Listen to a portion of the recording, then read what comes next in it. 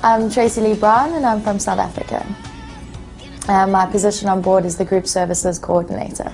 Well, in a nutshell, it's the organisation of all the private functions on board, the cocktail parties, weddings, any type of celebrations, religious masses, site inspections, voyage requirements. A lot of paperwork goes behind it and a lot of organisation with the different departments on board. I decided to work on ships when I saw an advertisement in the newspaper. It was advertising for gift shops and just sales positions. And I went through, decided to send my CV through to my agent back in South Africa. He called me, went through for the interview, and he asked me about what I'd done before, where I'd studied, how I'd studied, what positions I'd held previously with other companies. I explained everything to him, and he told me about this Group Services Coordinator position, which was all about organisation and everything, and that's how I ended up being here. I did 4 years at university. I did my Bachelor of Social Sciences in Psychology, Sociology and Management.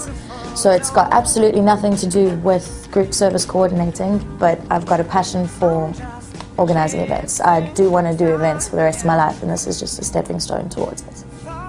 Well, for my job of a Group Services Coordinator, the most important thing would be hospitality. And it sounds very cliched, but you're dealing with people every single day and with basic requirements that make or break their cruise. They want a birthday party and they want it done to their specific requirements, and you've got to meet those needs. And even if it's the most difficult task in the world, you've got to meet them and you've got to put together with all your effort to make sure that it's absolutely glamorous, so that they absolutely love everything about it.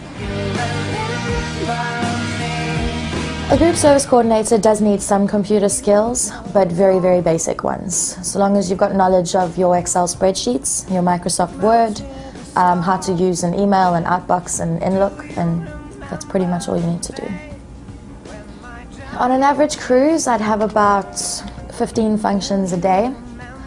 Depending on what ship you're on, obviously. I know in the Caribbean ships, you're really busy most of the time, especially on the bigger Conquest class ships. But once if you're lucky enough to get a Europe ship, it quietens down a lot with the onboard functions. But then you get things called outport functions, which are travel agents and people getting on the ship from offshore.